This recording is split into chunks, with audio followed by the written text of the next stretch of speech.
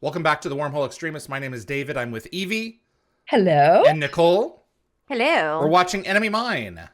We There's Major Lorne. are. There he is. Yes, There's we're meeting Major Lorne. Lorne for the first time. So, Kevin Smith obviously will become a fan favorite in Stargate Atlantis later. Apparently, he actually auditioned for Daniel Jackson back in 1997, and I Wow. believe he thought that the audition he did for this role was awful. Wow. And I believe that he is named after Peter DeLuise's brother-in-law. And Cavan actually described this particular version of his character as being a surveyor type, but he, later evolved into a more military character. And that, of course, is Michael Rooker as Colonel Mary Edwards. Poppins, y'all. And Yes. Yeah, Mary Poppins, and y'all. and this is years before he obviously Oh, yeah. turned blue in Guardians of the Galaxy and And terrorized survivors in The Walking Dead. The Walking Dead. That's right. Yeah. Hmm. I believe as well that this episode was originally titled Hallowed Ground before becoming Enemy That Mine, sounds right. which is a nod to the 1985 sci-fi film. Yes. And there is a surprising number of striking similarities apparently between this episode and the Star Trek episode The Devil in the Dark, where miners also disturb an indigenous Mm. species. Okay, I never thought of that connection before, but that makes a lot of sense. And this gentleman here, his character is actually named after Kate Ritter. So he's Lieutenant Ritter, and Kate Ritter is the curator of RDA's fan website. That's right.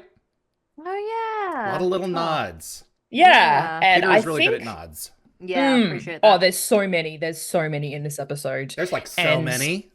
there's so many. And him being dragged away like this apparently is inspired by the 1996 film The Ghost in the Darkness, where man-eating lions terrorize railway workers. Damn. We never said we were pulling stuff from quality sources. No. No. It's funny. No, just whatever grabs you, That's inspiration it. wise.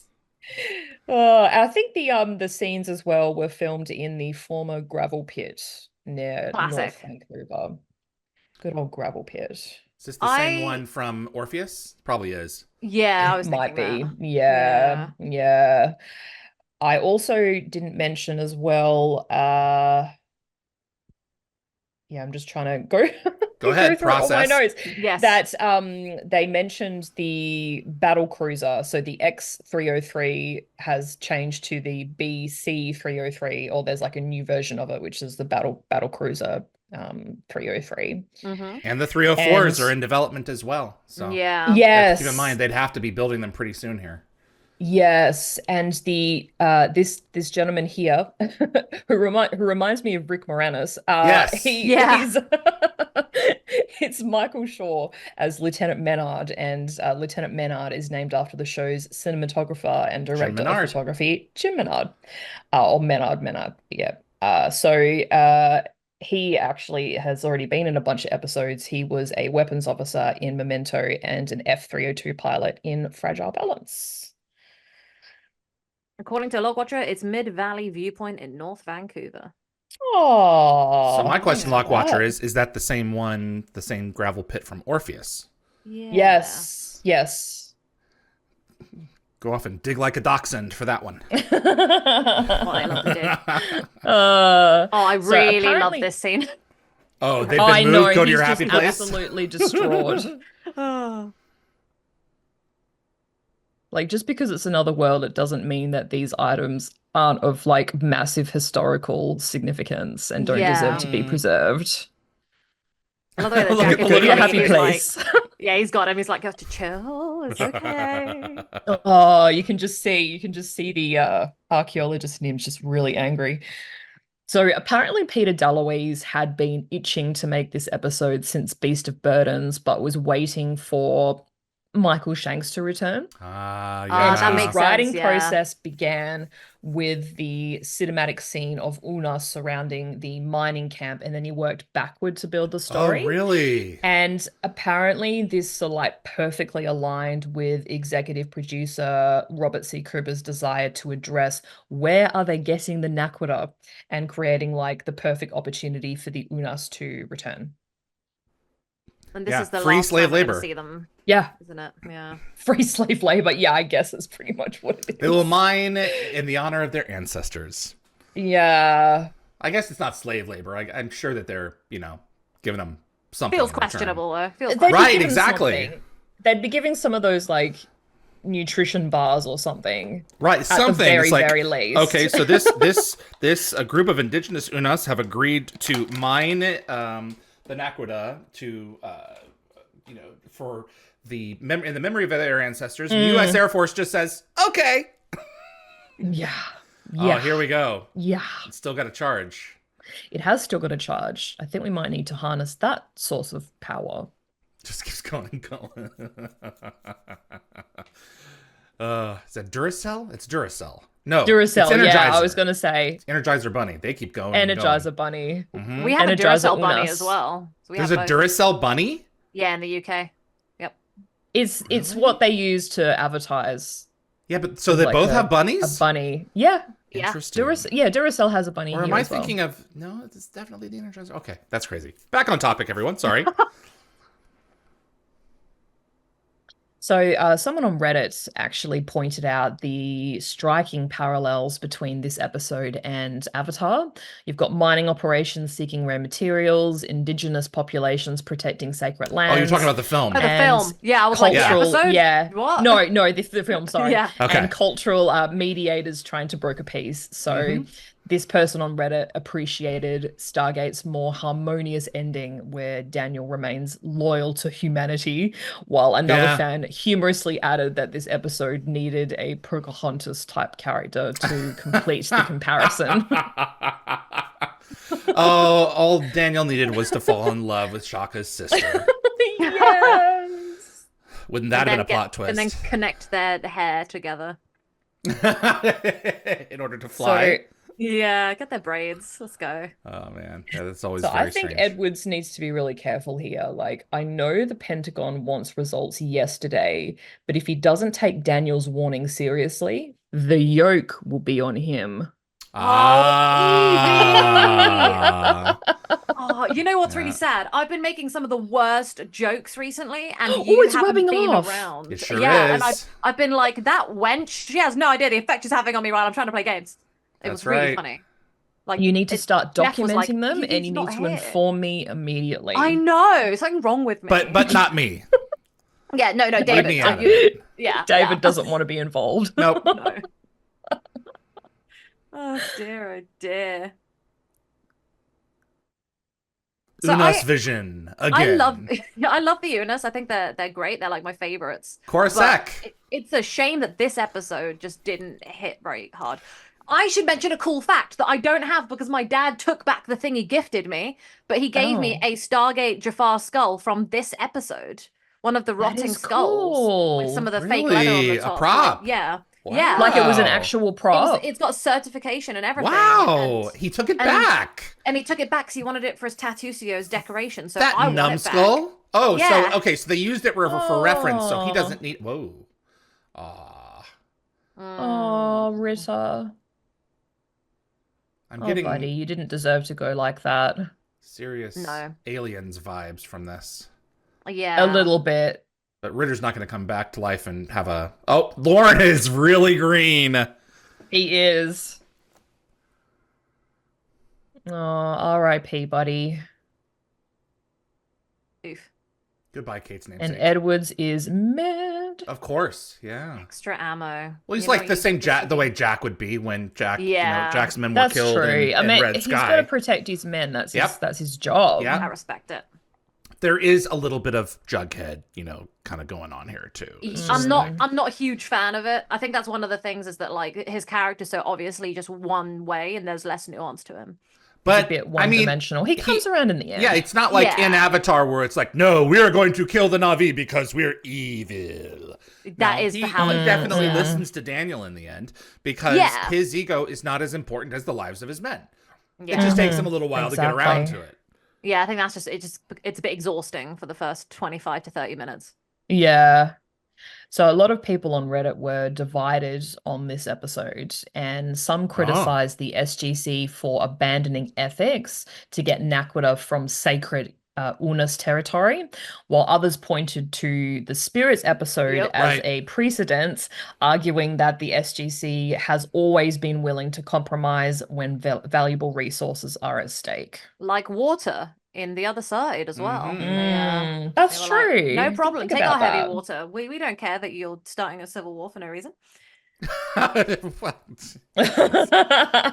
It's only one of the best episodes of the show. It's such a good episode. Oh I'm so my glad. gosh. Lockwatcher said that Demons was also filmed at Mid Valley Viewpoint, which goes There to, you makes go. sense because I also don't like Demons. The two Unas episodes, I'm not a big fan of. So you're not a fan of this gravel pit? No, I think it's just this gravel pit. I think Basically. I just got beef with it. Yeah. I'm trying to get Alan Peterson on right now to talk about demons. So Oh, we've that been would be working on it really for about a awesome. year. Alex Zahara does a great job in this. He does. Oh, he's so sweet looking. Like course, he's that- like he's a kind of Iron more innocent shirt. Unas. iron Yeah. shirt. Yeah. So he's obviously played numerous characters in the series, and he's joined by Wycliffe Hartwig, who returns as an Unas after already playing large Unas in Beast of Burden. And there's also Sean Tyson under some of that Unas makeup, who previously appeared as the very human Agent Singer in Nightwalkers. Yes. And I believe that this forest battle required extensive stunt work with air ramps and like mini trampolines under the brilliant Dan Shay's coordination. Of course. I do enjoy the fact that Jack held back shooting because, like, Yes. Daniel was trying to. He doesn't want to kill them because he Doesn't knows want Daniel's to kill relationship. them. Yeah. This is the third time at least that he's dealt with Unas. He's beginning to yeah. get it. I He also didn't want to just take the kind crap of from missed- Daniel. No, he's gonna get an Exactly. earful. Too. Yeah. I kind of missed. It wasn't really a goof, but it was a bit of costume. So there was an injured Unas being dragged away, and you could see that he was clearly wearing rubber Shoes. sole shoes. Right? Yeah, I saw it. Same. Just let them do what they do. Yeah. Well, I have to say that as a former Edwards myself, it's my maiden name, I feel very compelled to say that I don't condone the Colonel's shoot first, ask questions later approach here. Like, not all of us are that revenge focused with that surname. So My stepfather is also an Edwards, and I think he'd agree. Wow. I have no Edwards in my family or otherwise. It's okay. We're all a bit Welsh somewhere. Oh, David, Ah, that's so, true. you know. my family, David. Yeah, that's so true. there you Oh. go. There we go. Orpheus was filmed at Jackson Pit, the closed gravel pit in, I cannot say this word. Coquitlam, British Coquitlam. Columbia. Thank you, I love Lockwatcher. that Thank you. word. Appreciate Coquitlam. you. Coquitlam. Okay, It's fun so- to say. Yeah. Nicole, I love this that like Jack instantly transforms from grumpy Colonel with a minor boo-boo to perfectly pleasant patient. I'm big and the strong moment for that you. Carter walks in. Oh, I love how like his short temper just disappears, and like just some things between these two. Just Look, never Dan change, and Shay's I in a love neck it. brace. Yeah. Must I have don't been one think of I those noticed that trampolines. before. Yeah. Yeah. But Siler wasn't on the mission. It's funny. So Silas also, always this getting is hurt. actually the only scene with Amanda tapping in it in the entire episode. And Oh, Jack's really? injury, yeah, yep. And Jack's injury kind of serves as a clever plot device to accommodate RDA's limited availability. He's And always getting ironically, his ass kicked in this season. he Yeah. is. So despite all the fuss about his shoulder, he actually somehow manages to lie right on top of his injured arm in a second. Of course he does. Silly. See, look, he's lying onto his right shoulder, which is the injured one. As one Reddit fan affectionately put it, from this moment on, this episode ultimately becomes Daniel's attempt to train yet another military officer in cultural sensitivity. Ah, And this episode was apparently filmed simultaneously with Avenger 2.0, which sort of Okay. explains why Michael Shanks Amanda barely appears in the is episode, missing and as also well. Amanda. That makes a Yeah. lot of sense. That is actually a very cool fact. I always wondered why they were missing from each other's episodes, and that wow. I Yeah, love perfectly General makes sense. Vidrine. I have Me always loved too. General Vidrine. Yes, He's just, I I like mean, him too. in all seriousness, if that's okay with you, Colonel, their consistency with making sure that that the people who are aware of the Stargate program, it's a pretty limited group in terms of the higher ups in Washington. And the fact that they brought him back for this was absolutely perfect. And he's What's got the a bit actor's of name? humor. Yeah, Stephen Williams. Stephen Williams. Yeah, so it's very tasty, the continuity. I really like it. Yep. They also just made a comment about the Prometheus being stranded, which directly connects Yep. this episode to the events in Memento. I still can't believe it's still out there, just chilling. Oh, it's doing I its know. Star Trek Voyager thing. It's lost in the Yeah. Delta Quadrant on its way back. Fun on a bun. Well, they had to park it somewhere, so to speak, Yeah. Yeah. until they started figuring out what they were going to be doing with their ships. So someone on Reddit sort of highlighted that while Hammond in this scene personally wouldn't support ethically questionable decisions, he operates within like a larger command structure that includes morally flexible officers like Mayborn and the like above him. So I don't think he's very keen to follow what they're wanting him to do, but he kind of has to. Yeah. It's a tough position to be in. It I is. wouldn't want the job. No, No. definitely not. It's just part of it, I guess. So we're being brought up to speed on what's going on here with Beast of Burden. I really enjoyed that episode. I'm sad that this is the last time we're going to see the Eunice. I would have, appreciated at least references. Yes. I would have So loved what's to see going on like with them? some baby Eunice, see how they Oh my God, yes. It'd have been so Baby cute. Unas. That would have been really cute. Like Shaka has kids now, It's Have not we ever entirely seen- possible. Yeah. Yeah. Have we seen what, Evie? Oh, I was just gonna say, like, we haven't really seen a family of Unas, have we? No. No. No, that's a lot of makeup. That's a lot to put a kid through. Yeah. Yeah. Yeah. Okay, so we're about to be reunited with one of my favorite Stargate reoccurring actors, the gorgeous Patrick Curry. He's the prettiest I bad guy. love him so much. Thank you, Amanda so Tapping. so he takes over the role of Shaka here, as Dion Johnston was performing at the Stratford festival at the time, so he was unavailable. And Patrick prepared by carefully studying the previous Shaka episodes to capture the character authentically. He did it so well. And- I had no idea they even changed him. No, So- I'm the same. Peter DeLuise wanted this particular version of Shaka to be a lot more sophisticated with sort of human clothes and improved English. So it kind of worked to Patrick's advantage because he's portraying a more mature evolution of the character that Dion originally established. Yeah. So it gave him a little bit more freedom. The thing I'm noticing mainly is that his face is slightly different, Yes. I feel like Dion had more room to breathe in there. I feel like this mask looks like it's really suffocating Patrick Curry in there. He's done a great job. It might be. And they might just given him the same mask and then been like, oh, some minor alterations will be needed, but you need to Yeah, look the they've got same. completely different facial structures. So I Yeah. assume that they Had to rebuild probably that built thing. the mask from scratch. Yeah. So a fan on Reddit highlighted Shaka's remarkable character arc across his appearances, tracking his growth from an impulsive adolescent to a diplomatic adult.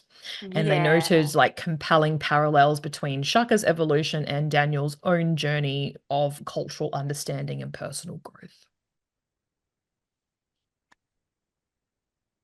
Jedhead said, "What do female Unas look like?" I don't entirely know. I But was if kind of wondering the same thing. yeah, if we ever did the tabletop of Stargate, where we like had a little SG team and we went on a little cooperative adventure, because I know you like those, Evie.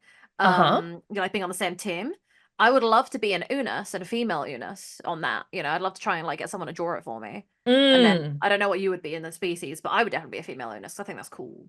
So That would be cool. So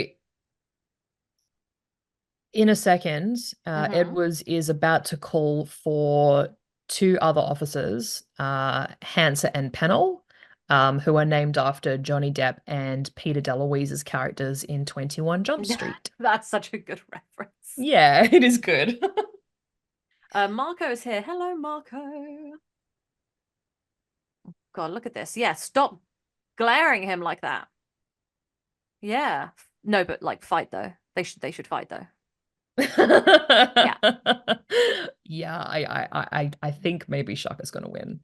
It's funny they keep saying like car though. Like it does make me laugh when they're like, wait, or because sometimes it sounds like he's saying caca, which is Spanish for poop. So sometimes I hear can that. See the confusion. Yeah. Oh, there it is, Hansen Pennell. Yeah. That's one of the many sort of special references of people or characters in Peter DeLuise's life, which I think is really cool. That's something that I'd probably do. Yeah, I'd make references to my own life if I was writing a script. I love reading stories and having people put in references, and especially like I really appreciate it when I get those references. Like I'm reading a book right now that I got an event the other day, and so much of the book was inspired by Interview with the Vampire. I love the books. I love the TV show, and so I was like, oh, there's so many references. This just feels like it was written for me, And I love that energy. Maybe it was. Yeah, imagine. Ooh, plot twist. I was just saying, David, how car. And like sometimes it sounds like caca, which is poo. So. Oh gosh, that's funny. See? Oh, there we go. Yeah, she says caca a bunch. There's a bunch of poo in there. Ka. There is a distinction. Nah, not good enough. I can't imagine how difficult it would have been trying to speak through those teeth. Like those prosthetic teeth. Yeah. So I think I saw somewhere, it might have been your interview with Patrick. He said that he worked closely with an assistant who would remove his prosthetic teeth and handle any saliva issues before reinserting them for the next scene. Grim. Oh, I would like to be a Patrick saliva Curry, assistant. so I don't mind. I guess because he's so pretty. You're all on me gorgeous. anytime you want Patrick Curry. This looks like an altar. Yeah, Jedhead speaking of gendered aliens, took 3 games from Mass Effect to show us female versions of some species. So yeah, it's a shame. I want to see the females. So in Beast of Burden, there are female Unas serving. Oh, there is. In the restaurant. Yeah, so that was Alex Sahara. Alex Sahara was playing. Yeah, she doesn't have horns. Oh my gosh, you're right. I completely forgot. Yeah. I forgot that too. Also, the Serpent Guard helmet kind of suggests that Apophis or one of his underlings might have enslaved the Unas ancestors. Apophis, yay. I mean, I'm glad you're dead. Yay, I'm glad you're dead. He's just so like annoying. That is so like him. It's so like him. Just to keep, reminding me of his existence everywhere I look. I just I kind of, it was probably just someone from the props department like walking through their warehouse and going, oh, we can probably just use this. Oh, let's just bring this back. Apophis was once here. Good enough. Yeah, I love it. Peter was really big on the language. Yeah. Yes. So he sat down and he mapped out Gould based on the episodes that came before, so that he had everything straight. And then he basically did the same for the Unas language, but the Unas is a derivation of Goa'uld. So makes a lot of sense. And look at this. Even Daniel is losing his patience. Well, this seems like a long time. Oh, here we go. Hey, friends. So I think I was going to say that Peter did share his fascination with the Unas after the appearance in Thor's hammer, I think, which inspired him So to cool. create the language and explore the culture. Mm, Yeah. And I think he was particularly drawn to the concept of showing sympathy from perceived enemies. So, how beings initially seen as monsters could be revealed as more complex creatures with their own struggles. yep. And I think he appreciated the narrative arc where viewers might first see the Unas as terrifying killers before realizing they are actually victims as well of the Yep. Gua Wolves, and they've got their own difficult circumstances to overcome. Yeah.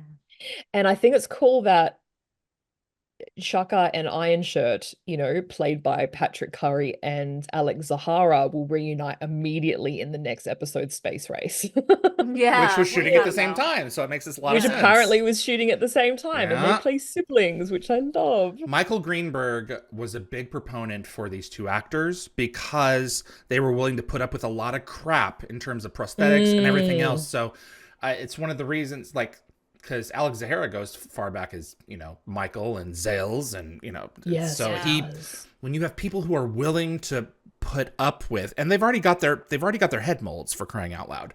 So That's true. when you got people who are willing to put up with this, part of it's like, yeah, we want to find people to do the job, but if you already have the people who will do the job and do it well, Mm. bring them in. And so Greenberg has a lot of responsibility for that.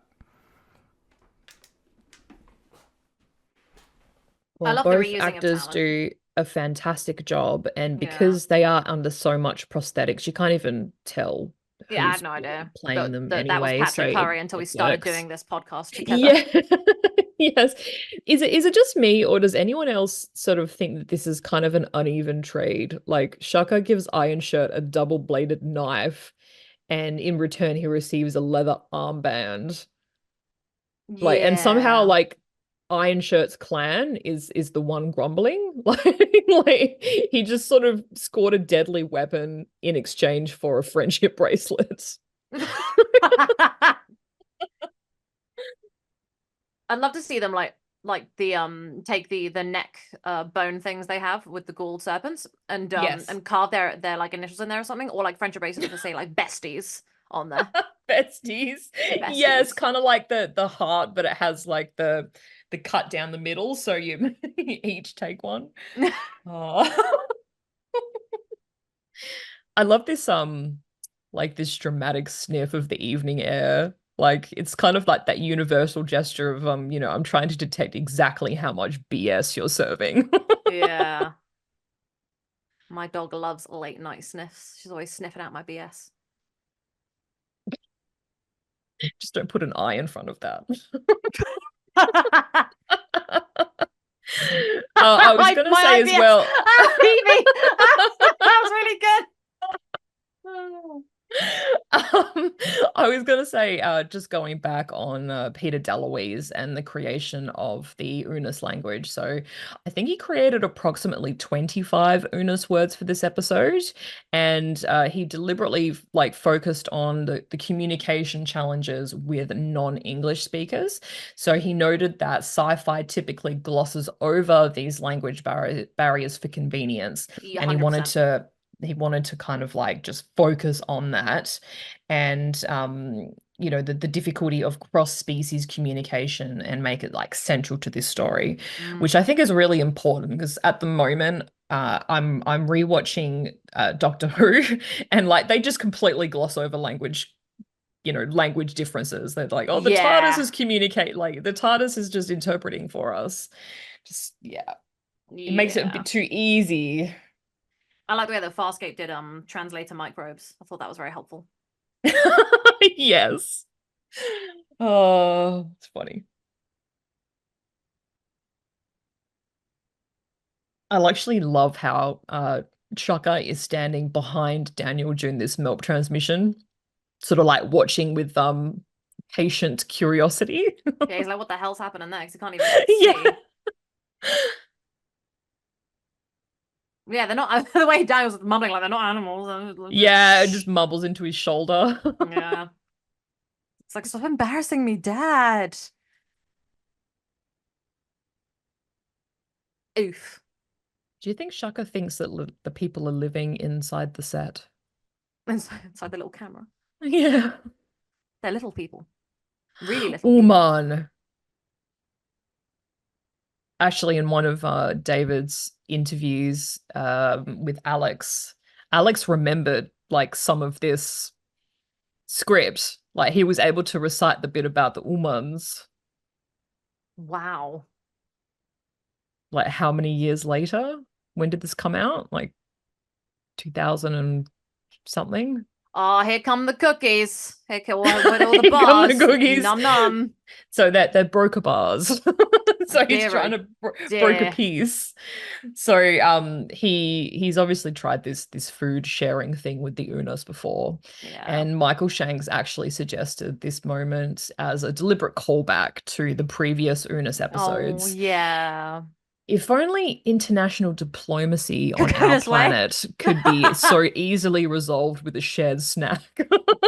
Yeah. Just put some world leaders around a table with some shared snacks. I feel like an English breakfast or an afternoon tea can fix anything. Yeah, I also we kind of glossed over it, but I missed no. the taste explosion on Oh, Iron no. Shirt's face. It was very Yeah, cute. It was. Daniel, you're It's sort of, embarrassing yourself. Yeah, I don't even know what that is, Daniel. No, that was awful. That was horrendous. I hate every That was second kind of of like a hovering mosquito or something. Yeah. Shame it doesn't have like a video or something you can show them being like that thing. We make that, but good. They've probably never seen one. Yeah. Weapon, God. yes. There you go. He understands. See, what I find really funny about the way that he does all the translating, this is kind of how when I don't remember things in Spanish and I have to talk to my grandmother who doesn't speak any English, I have to start doing this kind of stuff. It's really embarrassing. I'm like, I don't know Do what you this use word is. hard minerals? No, but I'll forget to like the word leg. So I just slap my leg being like, so I want a specific kind of ham. And I want the ham that's like the big thigh of the cow or pig or whatever it is we're pulling meat from. So I'm like, I want the leg one. And she's like, what are you saying? And I'm like, leg this. Oh, I love that. So it's pretty hard. That's actually really cute. Yeah, thank you. I have two problems with this episode. Okay, go for it. One, I don't know why Daniel's not using his radio to communicate. Yeah. That's a good point. He literally right has it in his pocket. He's got the earwig Is out. he outside of range? Well, He they can't do say earlier in the episode that there are problems with communication on this planet. Okay, because and the minerals probably. the earlier, during Okay, a couple of thank you. the earlier transmissions, it does break up. Okay, so that's my fault. Yeah. The second one is I find it unlikely that after thousands of years, these two factions of Unas would continue to speak the same language. Yeah, I thought that too, because they're from entirely different planets. Yep. And they've probably been there for centuries. So yeah, you're right. That is kind of hard to.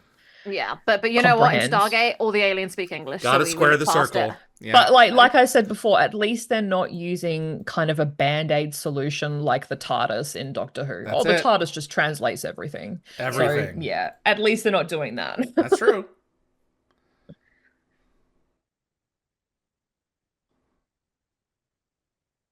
You can yeah, tell no that signal. Iron Shirt is a lot older. Like he's just kind of his appearance is a lot more gnarly. Like he's just been around He's been for a through lot some longer. stuff. Yep. Yeah. Uh-oh. What's up?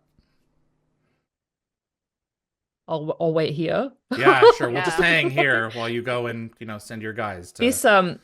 This gentleman here is Dean Redman recognize him. playing Lieutenant West in his 5th Stargate appearance. Interesting. And he'll actually continue as a kind of franchise regular, as an extra, appearing in 6 more episodes across both SG1 and Atlantis. And he's obviously named after Peter West, the director. I'm surprised they're letting him wear his ring. Yeah. I was thinking that too when I was watching Yeah. it yesterday to make my notes. I mean, if I'm going to be dealing with guns or anything like that, I'm not wearing jewelry. Yeah, because you Well, can you also don't get your want- Things ring get caught on stuck. something. Uh-huh. Yeah. Exactly.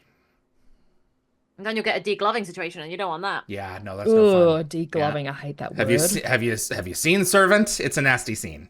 So, Ugh. oh yeah, he's going to get. Oh, that's right. He's getting his. He's just getting his belongings. Yeah.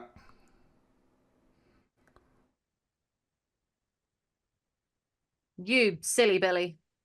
Oh man, he was just He was big just scared. acting on instinct. Yeah. Yeah. And this does make me really sad. This part really bums me out. Yeah. It's just so innocent. I love how Daniel just leaps to that conclusion, like he was Well, seeing that's inside it. the Unus's head. Oh boy, here we go. I feel like even if that wasn't the case, Daniel would have made that up, being like, "Look how smart they actually are. Look how they have Well, things." that's true. Yeah. Yeah. It's kind of in his best interests for this mission to Embellish. embellish. Yeah, exactly. So, Peter DeLuise, I think I mentioned earlier, first envisioned this climatic scene of the Una surrounding the camp and then built the story back from there. And I believe, I don't know how true this is, but I read somewhere that it was inspired by similar imagery from the 1960 film Zulu with Michael Caine, Ah. which depicts the 1879 Battle of Rocks Drift between a detachment of the British Army and the Zulu, where 20,000 warriors overwhelmed a British force comprising 1,800 troops, killing 1,300. Whoa, Wow. it's a lot of Unis. And That is a lot of apparently Unus. the massive Unis armies were inspired by the Lord of the Rings films, but budget constraints meant that they only had 5 actual Unis costumes. So the illusion of hundreds was created through clever camera angles, photographing actors in different positions with slight costume variations, and then combining them digitally for It works. multiplication. Yeah.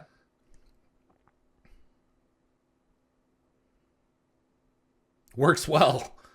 It does. It's It so really does. It's strange very because when I was a effective. kid, I would look at this stuff and be like, "Wow, what a big, expansive world! Look at that budget." And then now that I'm older, I'm like, "Wow, look at all the budget cuts." Right? They did it for a shoestring and a song. Yeah. Yeah, we had John Lennox on a couple of days ago for a pre-recorded episode for this coming season, and Oh, he said at the beautiful. start, I've been wanting to do it for years, and we said at the start of SG1 production for season 1, it was 1.75 million an episode, and by the end of SGU, it was 6 million an episode.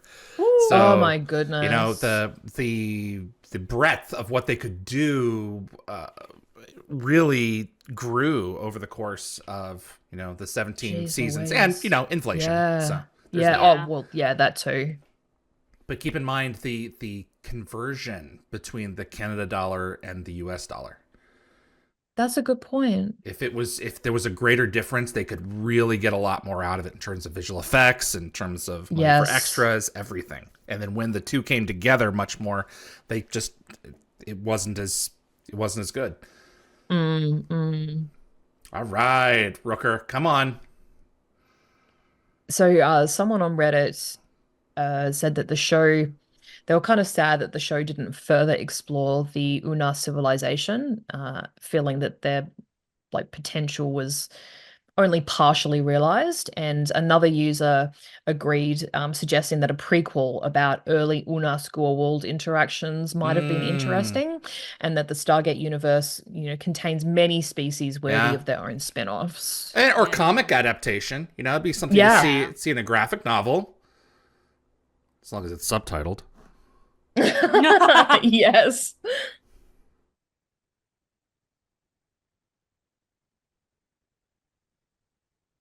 On the ground. Yeah. Yes, no you way. are, Edwards.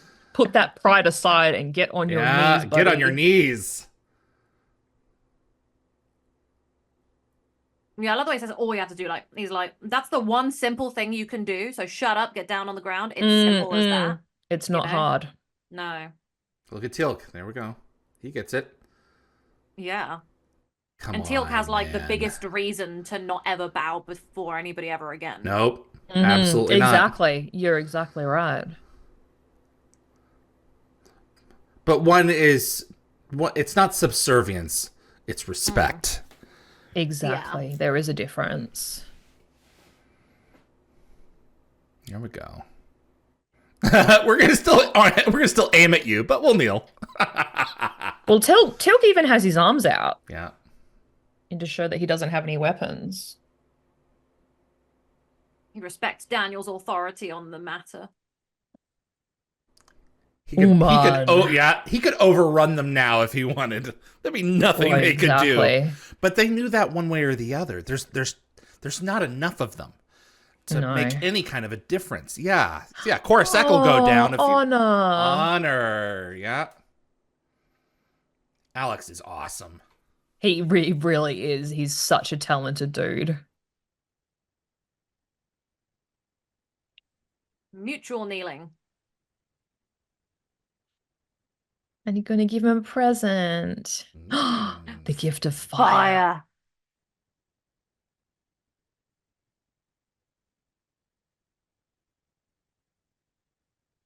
Yeah. Fire. Until it runs out. They're gonna have to give us Oh yeah. Well, maybe that's part of the Yeah. the deal that they're going to broker. And that We- people day will is fire. when it all went bad for the Unas. Yeah. Pelican actually Daniel set is fire to the Prometheus. forest. Yeah. Yeah. I don't need it, but I'll take it. Thank you. I hope he like puts it up on a shelf or something at home. Yes. I'm sure it'll be, pride of place in his office. Oh boy, here we go. Oh, look at that look. As long as it takes. But I would just, sit down and butterfly style and get comfy. Butterfly style. What do you call it? Like cross-legged. Yes. Yeah, Because cross-legged. Indian style is butterfly no longer style. posh. So Ah, okay. they're still kneeling. Good for Is that a them. term that Americans have They used in the are. past? Indian style. Uh-huh. That's bizarre. really? So the rest of the world, we don't say that. We say cross-legged. We just say Cross-legged. cross-legged. Interesting. Yeah. Yeah. Okay, so in a second, this is my favorite part of the episode, is the pure joy on Iron Shirt's face. You can just see a bit of Alex like poking through. Oh, of course. The genuine delight, I think, speaks volumes about these two characters without a single word of dialogue. Look at that. He's so happy. I love that bit so much. We better order a few more of those, because if that one brings Yeah. out, we're in trouble. It reminds me of oh my god, which one is it? Which one is it? Blah, blah, blah, blah. Which one is it? Which one is it? I don't know what you're talking Season about. 1. Season 1. Oh, okay. Which episode is the Oh, I one don't with know. Sam in the hot dress? Oh, Emancipation. That's Oh, it. Emancipation. It reminds me of that one when Oh. Jack gives him the gun and he's like, right, it's only got a few rounds left. We gotta go. We gotta go. Oh, Oh, that's yeah. right. It's Turgon. That's right. That's right. This is a great acknowledgement here. You are a pain in the ass. Damn right. That's what Yeah. Daniel does for a living. And Daniel's not denying that. It just, Well worth it. he's come across to the side, so that's all that matters. So, So I love believe Rooker's that this character. This is great. this episode won the makeup team a 2004 Leo Award for Best Makeup in a Dramatic Series, and it even beat out nominees from The Collector and Smallville. Wow. Good. And Good. in short, like Stargate doesn't get many wins. It deserves everything. It's often the That's true. case. And fan reactions were obviously a bit mixed for this episode. Some praised the makeup and direction while criticizing the limited screen time for Jack, Sam, and Tilk. And apparently there was a deleted scene from this episode featuring Tilk and Daniel discussing the Unas, and it was later posted on the Sci-Fi Channel website. Oh, okay. And I think in your conversation with Alex, you mentioned how pivotal this episode was to Earth's strategic position, and the Yeah. Unis Treaty and subsequent Nakwita mining operation basically became a turning point in the struggle against the Goa'uld, providing resources that enabled Earth to construct several battleships in the following years. It's a big deal. Enemy mine, everyone.